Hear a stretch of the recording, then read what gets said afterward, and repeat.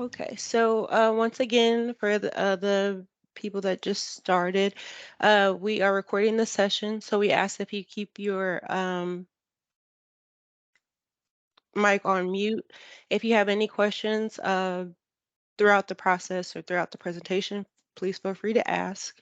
So these did start off as quarterly or monthly COC trainings, but we wanted to kind of narrow down some topics that were reoccurring that we wanted to get more information on and address. So these will now be quarterly COC trainings that will provide more in-depth information just based off of trends that we're seeing and things that we want to make sure that we get across to you guys. So we'll get started here.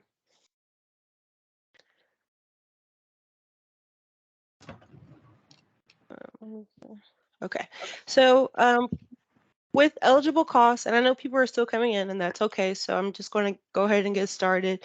Eligible costs are referred to, and when we say eligible costs and eligible activities, we are saying that term interchangeably. So these are costs that are outlined that are used for COC program funds. These activities are what you are allowed to spend your COC funds on, and these same activities can be used as match. So if there's anything that are outside of these activities that we're going to go over for these housing types, they will not be allowable towards the grant to be reimbursed towards the grant or used as match. So eligible cost categories, which are budget line items. So every grant award or project type has either some or all of these project line items. So this would include rental assistance, project administration, or admin as we call it, supportive services, leasing, and operating costs. Some projects don't have leasing or operating costs, some do, but we will go over the differences in between the two. And then there are different eligible costs for each program type. So what's allowable under a project that includes leasing or operating will or might not be allowable under a project that does not include the such. So this is just a quick reference chart here to show what kind of project types allow which eligible costs or budget line items throughout the award. So going straight into rental assistance. So starting off with the rental assistance budget line item. Grants funds used for rental assistance cannot be provided for a program participant who is already receiving rental assistance from another source or through federal or state or local sources. So if we have a client that is also receiving any type of assistance of any kind to pay for their rent, would not be eligible for rental assistance through our COC program. So rental assistance funds are used for all project types except for supportive services only projects. And those projects only do not include admin or or rental assistance, just supportive services. So as we know that rapid rehousing is short-term rental assistance up to 3 months or medium term up to 4 to 24 months. This is rapid rehousing and transitional housing, which is TH and RRH projects. And long-term, anything more than 24 months includes PSH projects, which is permanent supportive housing. So we get this question a lot. How is the rental assistance budget determined for our projects? So the line item is awarded from HUD based on a formula. This formula takes the number of units times the fair market rent or actual rent, whatever is in the area that they're using, times the number of months in the grant term, which is normally always 12 in the cases that we work with. And that is your total rental assistance amount. This does not include security deposits or utilities in the area. This is a formula that is determined by HUD based on the award that you commit to your units. So you can refer to the chart, for example, if you have 10 one-bedroom units at 650 FMR, they're going to times that by 12 months, and that total is your rental assistance amount. And if you, the same as if you have a different unit size, that is your total rental assistance amount. And fair market rent is based on the current award year. So whatever, if this is 2022, we are using 2022 rental prices to determine the rental assistance line item costs. So once again, this formula is made by HUD, and we just make sure that the current fair market rent the year is being reflected when we send out the agreements as well. So, in addition to managing rent, costs, and budgets, the total rent paid for a unit must meet rent reasonableness. This is a regulation that is under 578.51G. And to determine rent reasonableness, you would have to use the affordablehousing.com system. And if you need access, you can contact our team and we can make sure that we get you access to that system. But we cannot pay, and it's a regulation that we have to follow, we cannot pay rent that exceeds rent reasonableness in that area. And this is the reason why. So the grant amount is based on FMR. So you can, as a subrecipient, you can pay more than FMR if the rent is reasonable, but we have to make sure that you have enough in your budget to do so. But if you are paying more than FMR and the rent is deemed not reasonable, then we cannot pay that client's rent at all. So, for example, if you have rent that is above FMR by any means, it's a client that has increase in household, they just need to be in a different space by any means, and you can't find a unit that is under FMR, that's okay. We can make those one-time accommodations or we can make the accommodation to the client.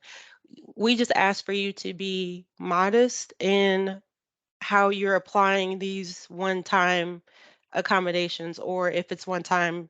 Uh, and the reason being is because you would have to make sure that you have enough rental assistance dollars within that line item to commit to increasing the amount of units for that project that is serving. So once again, the rental assist line item is based on a formula. So the amount that you get is the amount that you get, and they are calculating it based on you actually paying rent at fair market rate. So if you have to do that, by any means, we just ask for you to make sure that there are significant funds or sufficient funds in that budget to do so. And if you need a modification request to add additional rental assistance to that line item, then that is also telling HUD that you are committing to increasing the number of units that your project is serving.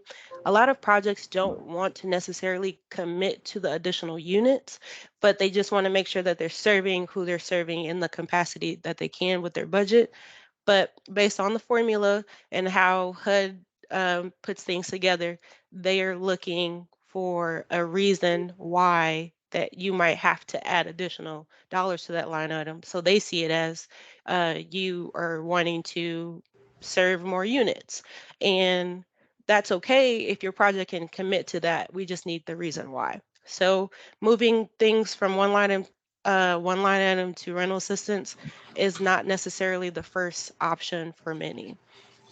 And then, of course, if you do have to go outside of FMR, just make sure that you are documenting everything. And there are circumstances where we do have to exceed rent reasonableness, and those are usually very um, specific situations, and those also need approval by IHCDA, and then we get approval from HUD to meet those expectations.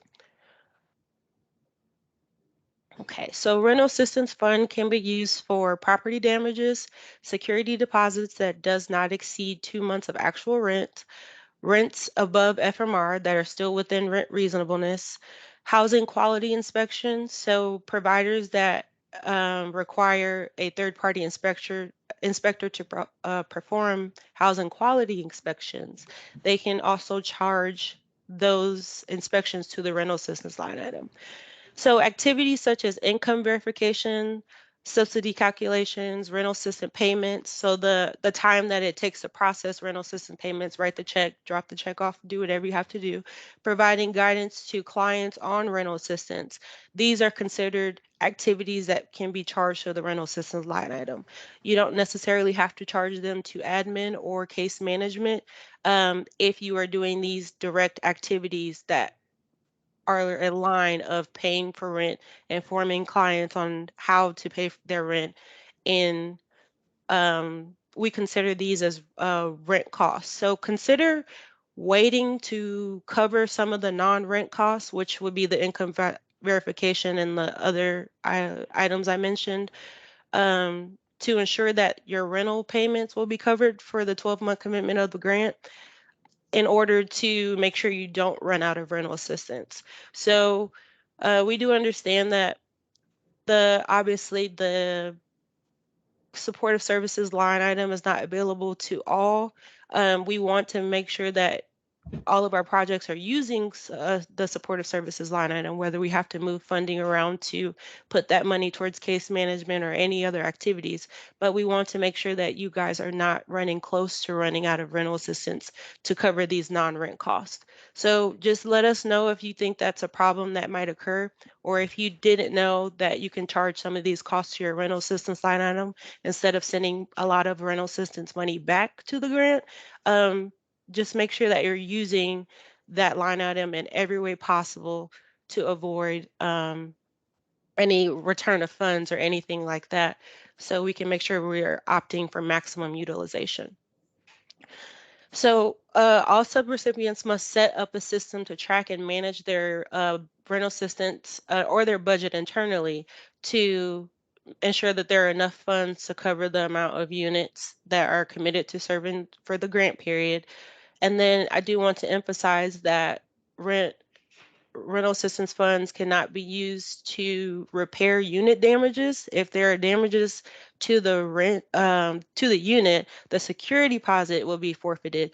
But and then if there's not any damages for the security deposit to be forfeited, then that same security deposit should move with the client to their next unit, or if they move out of the project on their own, that client keeps that same security deposit with them through the next unit. But we cannot use the rental assistance line item to repair unit damages. So if going back to the accommodation. This is Catherine O'Malley. Yes. Oh. Okay. So I do think we have a question. Misty, okay, go ahead. you have your hand up? I do. Yes. I was confused with where it said property damages in the first part, and then it said cost to repair damages in the second part cannot be. Okay, so this last line? Yes. Okay, so property damages, it can be used to repair the damages, but it has to come from the security deposit. You can't charge additional. So say if someone broke a door and it exceeds the security deposit, can the rental assistance line item pay for the additional to fix that broken door? It can't, because it already took the security deposit, which cannot exceed the 2 months of actual rent.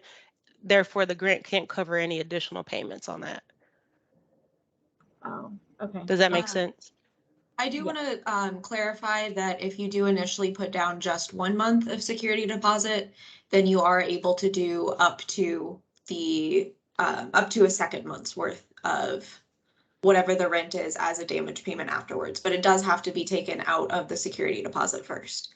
So if the client has a $500 security deposit that's put down and that's equal to 1 month of rent, and then at the time that they move out, there's $1,000 in damages, they would forfeit the $500 security deposit, and then the program could pay up to an additional $500, which would put you at the max of the 2 month security deposit. Yep. Thanks, Jenna. All right. Okay, so going to the rent reasonable accommodation. So if you find that you're having trouble finding a unit that's within FMR, rent reasonableness, you still complete the rent reasonableness on comparable units. So if you feel like that you can't stay within that FMR radius, we can work with that. We just have to make sure that we find other units that are still within rent reasonableness on comparable units in that area. So if you are in one county and you find that you have to go a ways out, you can do so. You just still have to make sure it's comparable to the units that are still within FMR. So ideally, you would use this circumstance to still compare the same size, the same location, amenities, quality, whatever is needed for that client. As mentioned, you can broaden out as if the unit type is limited, but we have to make sure that we have that affordable housing certification to determine that it is still rent reasonable, even though it is outside FMR. So comparable unit rents can be checked by using a market study of rents charged for units in different sizes in different locations and reviewing advertisements for comparable units. So for example, if a client files might include the unit's rent and description, and then a printout assisted with CoC funds is comparable to current rents charged for similar unassisted units managed by the same owner. So if the program can document that the unit is still rent reasonable based on the comparisons, then you can pay that rental amount.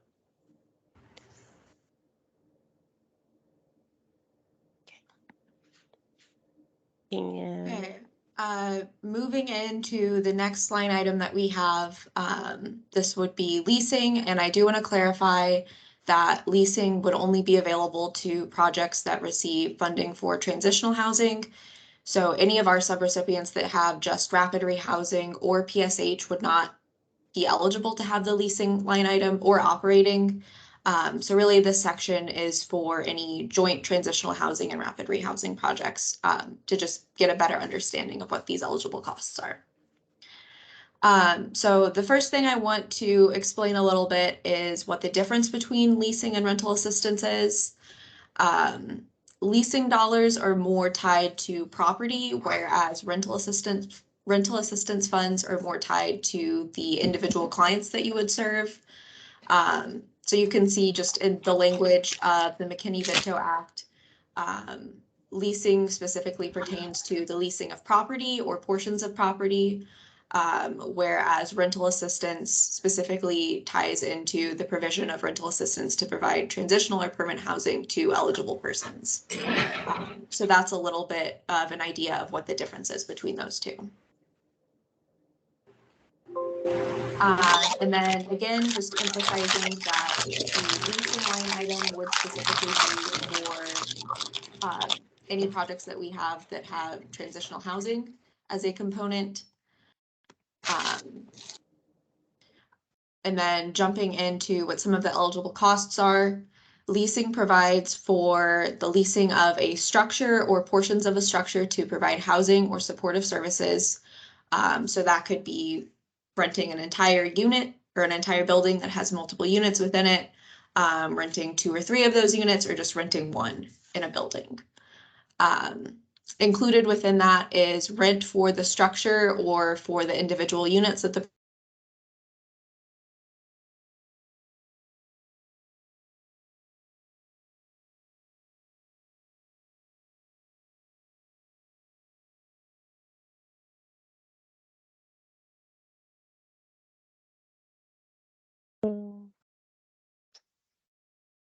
Okay, was it just Jenna?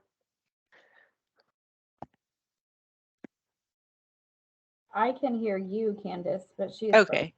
Yeah, she's okay, back I think now. I'm back now. Sorry My about that. internet cut out. Can everybody hear me? Yep. Yes. Okay, perfect. So clarifying what HUD limits the eligible properties that you can lease. If you're going to use leasing funding, it has to be a property that is not owned by the subrecipient, a parent organization, a related organization, or some type of partner organization. This can be authorized, but in order for it to be eligible, you would have to apply to HUD for an exemption for good cause. Also included in the leasing line item would be utilities that are included in the rent. So if lease for the space also includes a built-in water fee that covers water for the property or for the unit, then that is eligible under the leasing line item. For utilities that aren't specifically included in the rent, then that would be considered an operating cost instead. Leasing also does have some similarities to rental assistance for some of the extra things that are covered. So that would also include security deposits not to exceed 2 months of rent, advance payments of the last month's rent at the time that you make the payment for first month. And then also included in that would be any the cost of any activities that are directly related to administering the leasing assistance. So things like drafting agreements and subleases for the units, as well as calculating occupancy charges, rent using the rent and income calculation form that we have, and doing any calculations to determine if the unit meets FMR or rent reasonableness.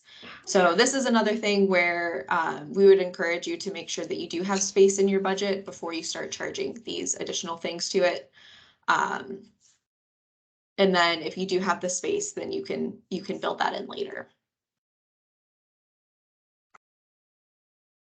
And then there are some lease terms that are required by HUD in the regulations for properties that have leasing funds to assist them. So for this, a subrecipient would need to have a signed occupancy agreement or lease with program participants that are residing in the housing. This is in addition to any lease that the agency would have with the landlord or property management company. And then with leasing, it is unique in the fact that you are not required to impose occupancy charges, but you are able to do so if you would like. If you're going to do this, I would encourage you to develop a policy for your agency so you do have a standard practice on when and how much of an occupancy charge you are asking clients to pay. The regulations say that this should not exceed the highest of 30% of the family's monthly adjusted income, 10% of the family's monthly unadjusted income, or the family's designated housing assistance payment that they receive through another type of welfare payment or government assistance of some type. With this, we would also ask you to calculate the program participants' income using the IHCDA income and rent calculation form. And if there is a change in family composition, or if there is a change in income that's identified either through a loss in employment or an increase in employment or income, then that would need to be completed to record that change. And if your program does decide to collect occupancy charges, then these would be considered program income. And this is required that you retain and then apply this to funds that are already committed to the project to be used towards eligible costs. And these occupancy charges that are collected, you do have the option of reserving them fully or in part to assist with some of the move-in costs to permanent housing for the clients that are served through transitional housing at first. And then with respect to FMR and rent reasonableness, for units that are assisted with leasing funds, this is different than rental assistance. So I do want to go over that as well as some of the limits that are on assistance for this. So IHCDA specifically limits assistance for participants that are served with leasing funds to 24 months. And I do want to note that this is consecutive, it's not cumulative.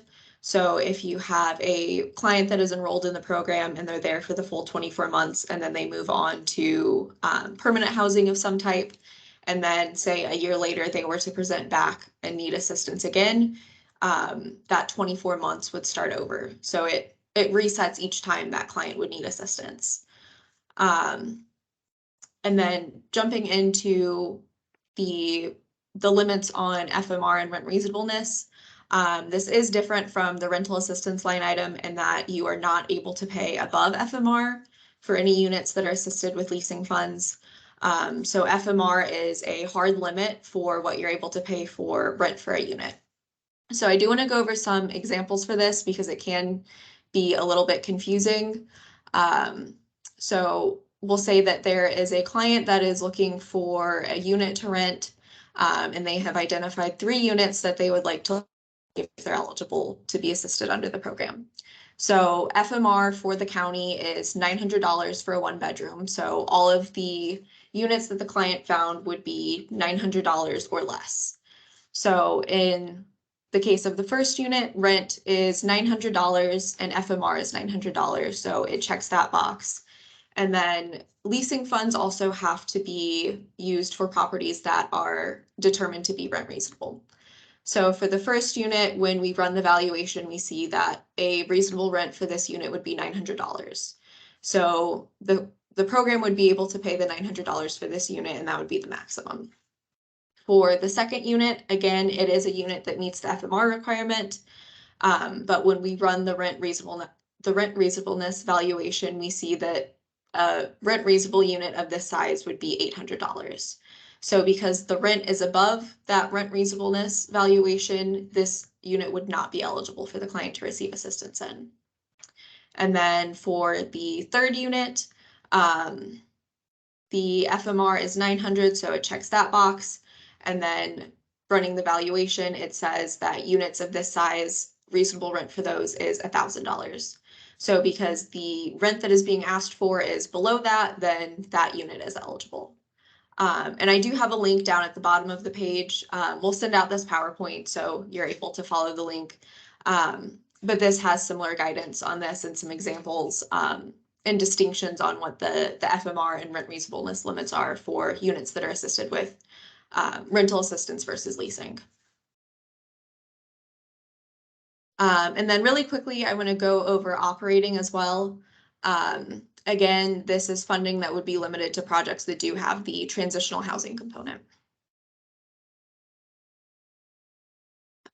So for operating costs, eligible costs under this line item would include anything that is related to the day-to-day operation of transitional housing in a single structure or individual units.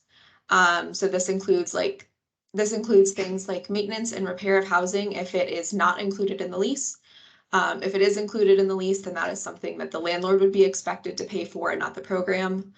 It can also pay for property taxes and insurance, scheduled payments to a reserve for replacement of major systems, security for the building when more than 50% of the units or 50% of the area is paid for with grant funds. So if you do have a lot of clients that are living in the building and it meets or exceeds that 50%, then security is a covered cost. This would also pay for any utilities that are not included in the lease. Furniture that would stay with the unit. So furniture would not be able to move on with the client. It would have to stay with the unit for it to be eligible, as well as any equipment needed for the day-to-day operation. And it is important to note for the programs that do have that joint housing component, operating costs cannot be used in conjunction with rental assistance. They would have to be specifically for those units that are assisted with leasing funds. Okay, so moving on to supportive services as a line item that's pretty common across all of our programs. However, if you do not have this line item and you feel like after this presentation that it is necessary for your project, please let us know. We can work on getting a modification request done for you so you can open up to use as much funding as necessary that is within your award. And then this line item does not have a limit. So admin has a limit, rental assistance has a formula, but supportive services does not have a limit. So just let us know if these things might be applicable to your organization. So the eligible costs within supportive services are the following. So that's annual assessment of services, moving costs, case management, childcare, education services, employment assistance and job training, food, housing and counseling, services, legal services, life skills training, mental health services, outpatient health services, outreach services, substance abuse treatment services, and transportation and utility deposits. So going through the types of costs and what's eligible, and then I'll give examples of what should be submitted to support the claim when you do request reimbursement. So starting off with assessment of service needs.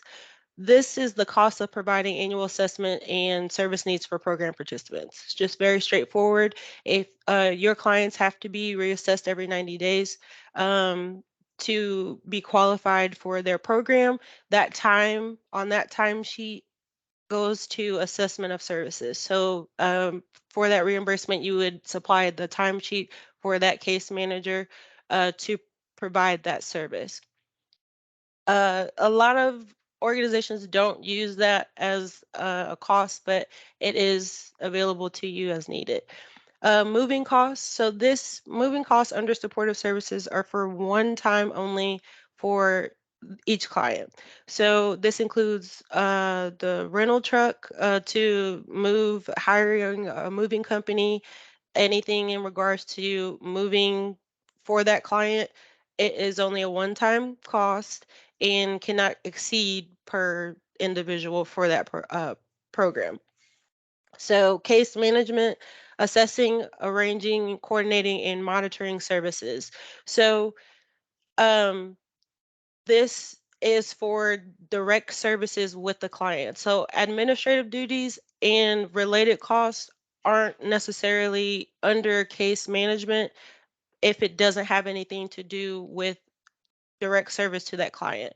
Admin has more of overhead costs and more of the facility as far as your organization and the time that is put into that to make the actual program function. But as far as individual client services, case management is where you would want to bill that time and request for reimbursement under that time. Childcare, so establishing and operating childcare. So the children must be under the age of 13 unless disabled. If they are disabled, they have to be under the age of 18 to qualify for to request reimbursement for childcare. So child care center or the organization that has the licensing to provide that service, that cost can be covered for to take them to a particular center or anything of that nature. And the cost can also cover meals, snacks, or any developmental activities that is included for that client. Education services, so this would be the cost of improving knowledge and basic educational skills.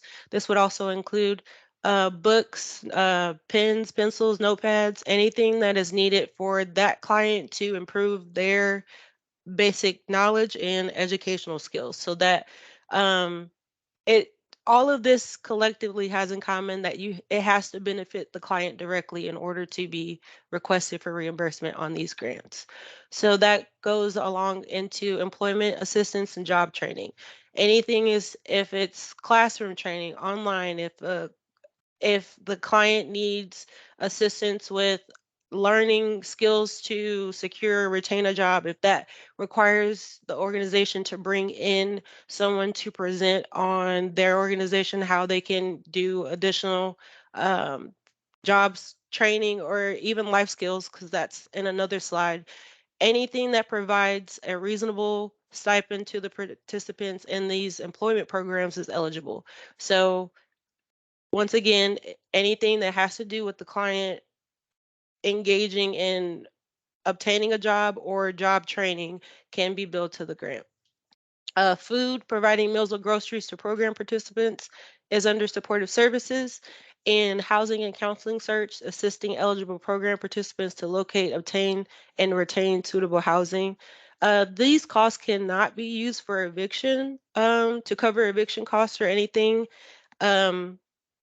That are on the client's files, but this funding can help the program participant locate, obtain, retain suitable housing.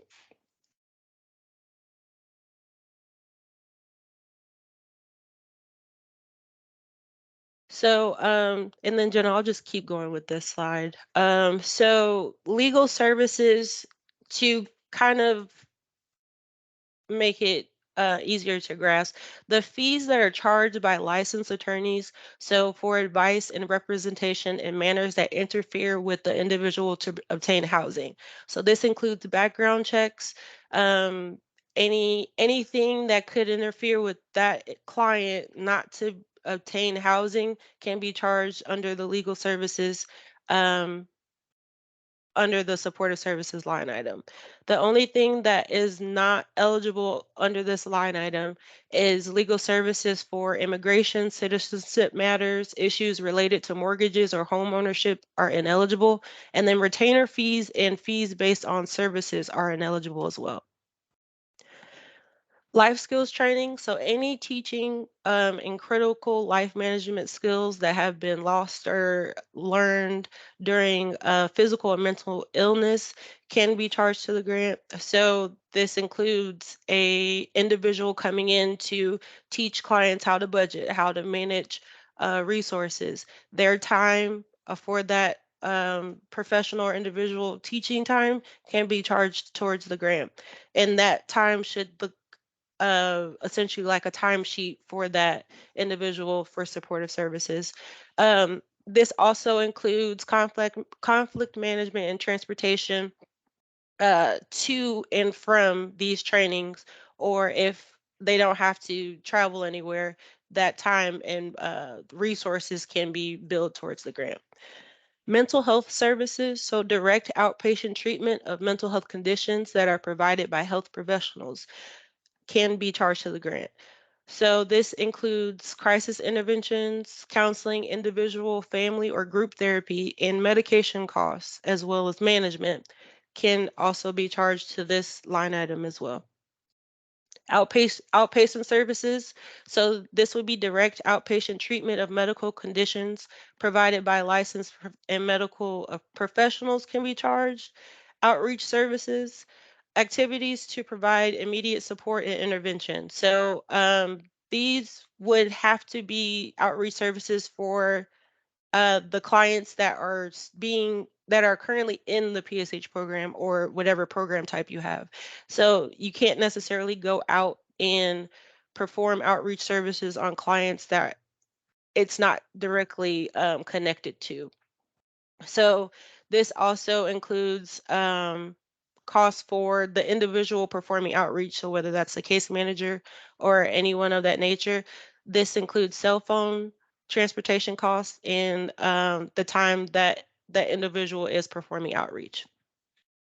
Substance abuse treatment services, so the costs of intake, assessment, outpatient treatment, group and individual counseling. So that's an outside professional coming in to uh, inform or counsel or anything of that nature. Drug testing can be charged to the grant. Training costs are not allowable, and then inpatient detoxification or other inpatient drug or alcohol treatment are ineligible as well. And then transportation, so the cost of the program participants traveling on public transportation or by vehicle that is provided by the agency to and from appointments can be charged to the grant. Mileage allowance for service workers to visit program participants to complete housing quality inspections. Costs of purchasing or leasing a vehicle for staff to transport clients can also be charged to the grant. So for transportation, we will need to see um, mileage. We will need to see, gas reimbursement for the vehicle that the organization is using to transfer clients. And then the purchasing of a vehicle, we would also need to see that, as well as any claims we would need to see as far as repairs or anything of that nature. That would also have to, those receipts and reimbursement would have to be attached to that claim. And then utility deposits are a one-time fee paid directly to utility companies. And so for that client, so this would not include telephone, cable, internet services. Those are not eligible to be charged to that line item. Utility deposits would just be the needs of gas, electric, and things of that nature.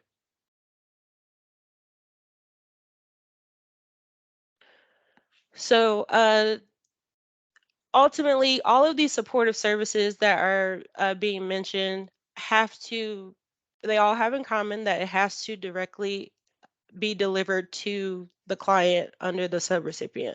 So the cost of labor, supplies, materials incurred by the subrecipient in directly providing the support services to the program participants are generally allowable. So we get this question a lot as far as like cleaning supplies, anything additional that would help benefit the client. Um, can it be charged to the grant? Cleaning supplies in general can not be charged to the grant, but if we can directly tie that these cleaning supplies are used for life skills training, so this client can assist in aiding themselves on how to live alone or how to make sure that their environment is clean, that can be charged to that specific line item for the grant because it's teaching that client how to do an action. But general mop and broom for your organization just to have on handy will not be eligible cost and cannot be explained or added as reimbursement to the grant. So in addition to that, the salary and benefit packages of the subrecipient staff or whoever directly service the client, so work-related telephone, cell phone, internet service, anything that will help aid your staff into delivering these support services can be charged to the grant as well. And then we'll talk here about admin.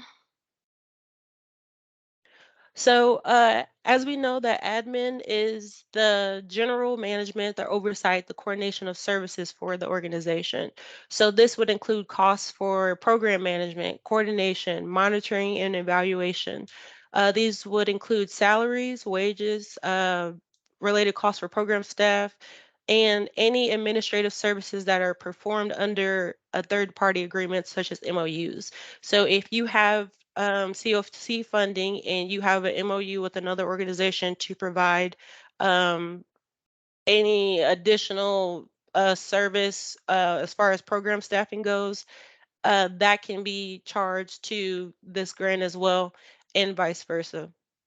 So the cost of goods and services required for administration of program, this is include rental and purchase of equipment, insurance, utilities, office supplies, rental and maintenance, but this is not to purchase an office space. So we can use the admin costs for general oversight. So if these utilities, so can help, these utilities can help you perform these duties that are outlined on this line, then they can be charged to the grant. If they cannot, then they won't. But purchasing the office space is not eligible because once you own that space, then it can't be charged. There's like there's technicalities with like taxes and things of that nature. So once you own that space under CoC funding, it creates that blurred line. So I just wanted to mention that there. Training on a CoC requirements can be charged to the administration line item. So the cost of providing training and attending HUD-sponsored CoC trainings or anything of that nature can be applied to that. For example, the time that your staff has this hour of attending this presentation can be charged to your admin line. Anything of that nature that is helping you gain a better understanding of CoC requirements. And environmental reviews. Environmental reviews are performed every 5 years for all of our projects. So the cost of carrying out that environmental review process and responsibilities can also be charged to project administration.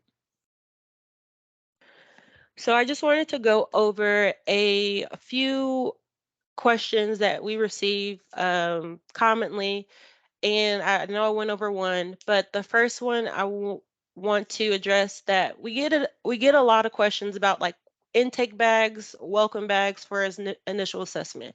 We do understand when clients are coming in, you want to make sure that they feel welcome, that they have everything they need to make that proper transition to stable housing. So are these supplies eligible to be reimbursed to the grant? No, intake bags are not eligible because they are not outlined as a cost under the CoC program. But if the organization has outreach services within their award, then the bags can be charged to the grant and distributed to the potential clients to house. So if you have supportive services and you have that outreach service and you have this potential client coming in and you want to get them what they need as far as getting settled, that supportive services, that cost is directly going to that client so they can have what they need to start their transition. The next one is the cleaning supplies one. I kind of went over that very quickly, so I want to leave that one up there just for you to read.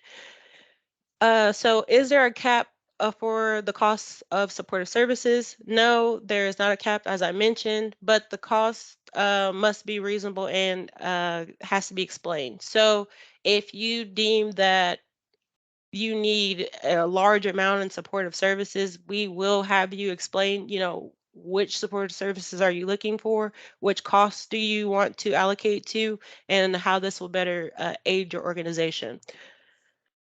Is there a limit on food-related costs for clients? No, there is no cap on food-related costs for clients, but however, once again, all of these accommodations and costs must be reasonable. But if you can effectively explain why you need $10,000 in food, then if you can effectively explain that, then we can honor that. But however, if that's not a reasonable cost for your organization by any means, we will not grant that change for you.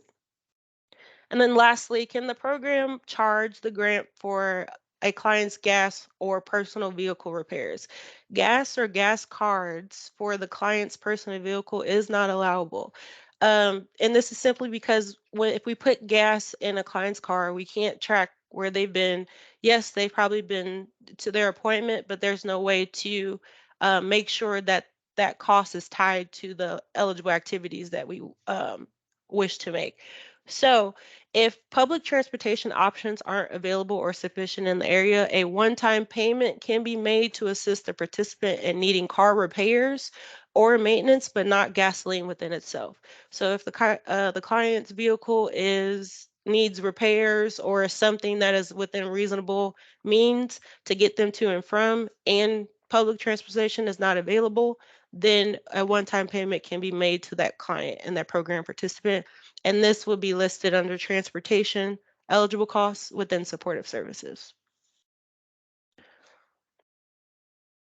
So we put these quick reference links here because we want to make sure that our subrecipients and our partners are encouraged to look at the regulations. I know they can be intimidating, but if you have like a quick question to see if something eligible, it's usually quicker for you to just control, find, and search how to see if something's eligible or reasonable.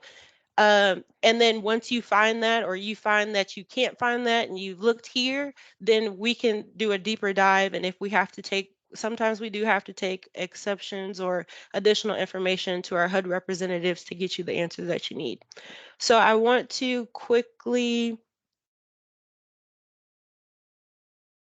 go over how to do that.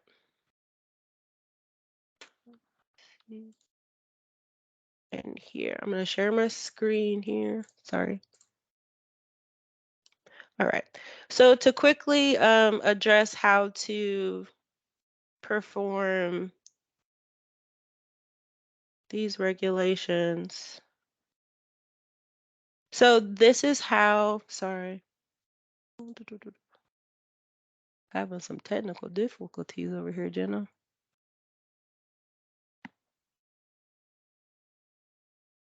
Okay, one sec.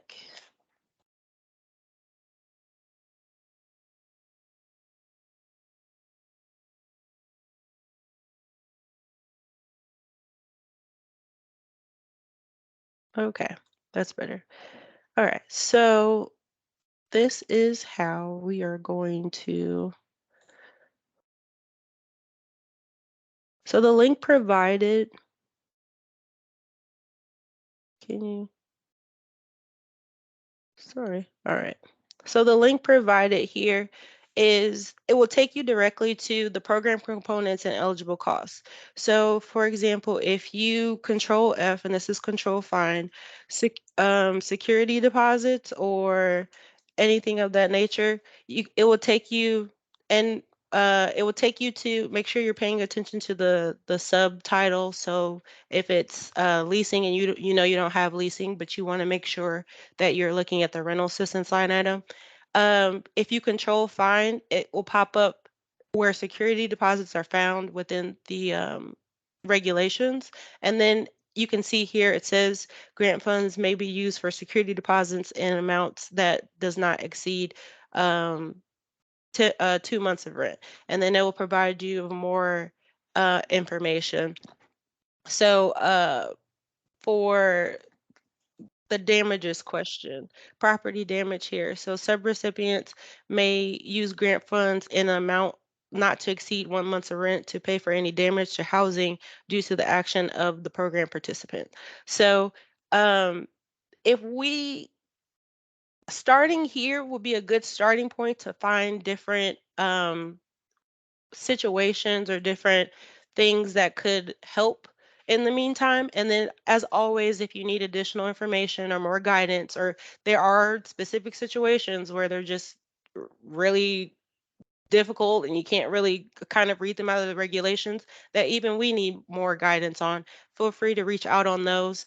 But that's a good starting point, just for day-to-day operations, to making sure that you're charging the appropriate things for reimbursement towards these awards. Okay. Are there any other questions? So going back here through the chat. So I see, Jenna, you've been answering questions. Awesome. Cynthia, I don't see an answer to your question, so I'm assuming you didn't get an answer yet, right? That is correct. I just put Okay. it out there. Yeah. Oh, you just did. Okay, good. I'm making sure you weren't waiting too long. So Cynthia's question is regarding leasing as opposed to rental assistance. Can the PSH program utilize one of their properties for the rental assistance program? You saw that we indicated that this is a no for transitional housing. Are you correct? Jenna, did you want to? So just to make sure I understand what you're asking, you're saying that if the program owns a building, are you able to use the rental assistance to support clients living in that building? Correct. Okay. So that would be allowed. You would just need a third party to complete the HQS inspections. Clients would also need to have a choice in whether they want to live in that Right. building or somewhere external, but yes, that would be allowed. Thank you. Good. Awesome. And I see some other questions were answered. Are there any other questions that didn't get answered, or want to make sure? Yes, I'm sorry, Cynthia. I have another Yeah. question. I was trying to see if someone else. You're fine. So I did an amendment or modification, I'm sorry, a modification for supportive services. And so when it ends this year, I need to do another modification for the supportive services when it ends December 30th, I mean 31st. Yes, only because we didn't make that change permanent. So, and this is also a good point. If you want these, the budget modification to be a permanent change, so as far as making sure that you always have supportive services within your award every year that you get the renewal, we just need to know that you want these changes to be permanent. So when we do that, we do have to go in separate systems to make sure that this is a reoccurring activity that is allowable within that award. So unfortunately, in this circumstance, you would have to do another modification. But if you would like to make that permanent, just put that in your letterhead when you do make that request. And then I want to add that if you are doing a budget modification that's just within supportive services, there's not a limit on how many of those you can do throughout the year. And when we do send out your agreement for the start of the program year, we'll have blanks in the budget section so you can allocate the amount of supportive services that you want in each line item within supportive services. And then when you send that back, we'll update that in IHCDA online. Yep. Yep, I would just keep in mind that, once whatever you use within that line item, when you do that new modification within supportive services, that we are already working at the deficit of that. So it's not the full budget, it's whatever you spent after that, and you think that you need more in one category than the other, we can do that as well. Okay, another question here regarding damages. What can be done when a client damages property while living in a unit and it does not pass inspection? So holes in the wall, could that lead to a paint-based concern, especially with zero income clients? Um, mm, Jenna, let me know if you have any thoughts on that because I kind of gotta process that. But so. Oh, sorry. Okay, so I'll focus on this one. So it are you saying that it exceeds the security deposit? I guess what I'm trying to make sure. And this is Jenna with Edgewater.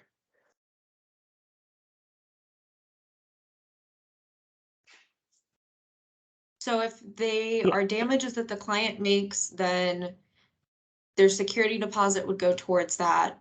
Yeah. If it is above that initial security deposit, within rental assistance, there is the option to do a property damage payment for anything that the initial 1 month of the initial 1 month's worth of security deposit does not cover, up to what would be equivalent to 2 months. So it sounds like that property damage payment could be used in that case to make that repair.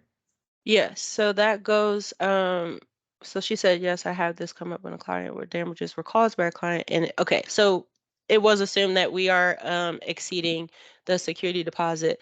And even with the additional property damage payment, yeah, you can't really go above that. If they have no income and it's exceeding the property damage payment and security deposit, it won't be allowable to be charged to the grant. There could be a different funding source that might help you out in that situation. Hopefully this isn't happening too often. But those are really the three avenues that we can take, and that's really all we can do as far as charging anything to CoC.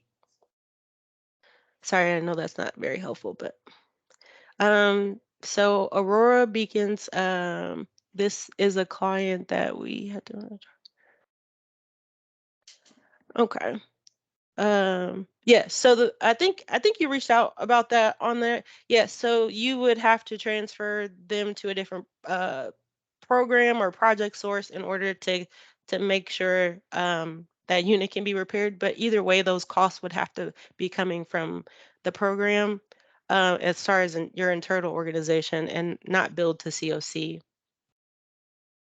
I don't want to lose. Okay, so Aurora's Beacon PSH grant year ends at the end of this month, and when would our closeout be due? So yes, I will send you everything you need, Sierra. Your closeout your last claim. So when your award ends at the end of this month, your last claim is due 30 days after that. So the end of this month would be the 11/30. Your last claim will be due December 30, and your closeout information will be due January 31st.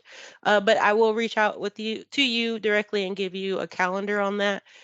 So don't worry about that on that end. Okay. And then, Jenna, am I missing anything else in the chat? We had one more question come in. Okay.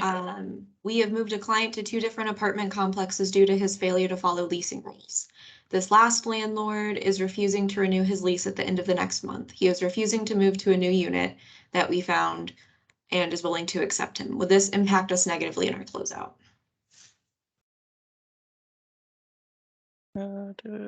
No, if you could just explain effectively, what that client, so When you run your APR, you will have that client show up in probably multiple categories. You will have to explain those categories, especially if it's coming from other destinations or moving to another destination that's not necessarily positive. It doesn't negatively impact you. We just need it to be explained. So if you have that one client in there, just explain exactly what you listed there, and then I will explain that to HUD, and then we can get that submitted. Okay. Misty, I see that you sent in a question too, for legal services for things regarding, child custody or, separations or divorces. Those can be eligible, if they assist the client with obtaining or maintaining housing, especially in instances of domestic violence issues. That can definitely be something that can relate to helping the client obtain and retain housing, as well as with custody. If they're trying to get custody of their children, they would be considered part of the household, and that would be helping them obtain and maintain stable housing. So yes, that would be eligible. So project modification, move rental assistance into supportive services. Is this correct? I was under the impression that, okay. So if you find that every year you're sending back a large quantity of rental assistance, and this could be due to clients are contributing more to their rent this year, anything of that nature, you can move some of that funding to supportive services as well as admin. Admin, you have a 10% cap. You cannot add any more than that. You can decrease, but you can't add any more than that. But for rental assistance, we can move as much as we need to. We just have to say to HUD that there are more clients that are contributing. We're still serving and committing to the same number of units and clients. We just have more clients this year are contributing to their rental amounts, their rental portions, and we need to move this money into a different area to utilize the most of the funds. So there is no percentage. It's just us making our best case to HUD that we can either serve more or have to serve less by any means, but we can always have that explained. Okay. All right. So if there is any other questions, feel free to reach out to Jenna and I directly. We will be glad to either, set up some time if we need to, or go over specific ones. The typical turnaround on a budget modification it depends. So we have to meet with our funding and resource committee internally. What they do is that they approve or deny the allocations. Once they approve it, then it has to go to a HUD approval process. Once HUD approves that process, then we can get the ball rolling on making sure everything is changed in IHCDA online to make sure that you are appropriately seeing what you requested. That time frame could just depends on what time in the month it is. So our funding and resource committee meets monthly. Am I right, Jenna? So Yeah, it's typically monthly. There have been a couple that have been canceled or rescheduled, so that can impact it a little bit, but generally it is monthly. Yep, and then our HUD approval process kind of just depends on how fast HUD is moving. So we definitely stay on top of those because it's a direct correlation with our funding, and we want to make sure that we get those done very quickly because we do not want you to miss any claims that are past the deadline. And I do want to mention, if you do have a claim that is past the deadline by any means, please reach out to Jenna or I as your program analyst to make sure that you get approval to that prior to submitting that late claim, because we want you to attach that correspondence with your late claim so there isn't any other delays or denials in that process holding that claim up. Okay. So once again, this was a very, very great discussion, and I do appreciate the turnout and the time that you guys put into this. The CoC monthly meetings will now, or office hours will now turn into quarterly training. So we will pinpoint big topics and really do a deep dive. Sometimes we might have to extend the time or by any means, but these resources will always be available to you. And then we will let you know when the recording is up on our, I believe the links are always linked to our YouTube channel. So just let us know if you have any questions or concerns. Please share those questions with us. Continue to do that so we can continue to have these FAQs as examples to make sure we have topics that are relevant to your work. So thank you and have a great day, the rest of the week, and enjoy the holidays there. Thanks. Bye. Thank you.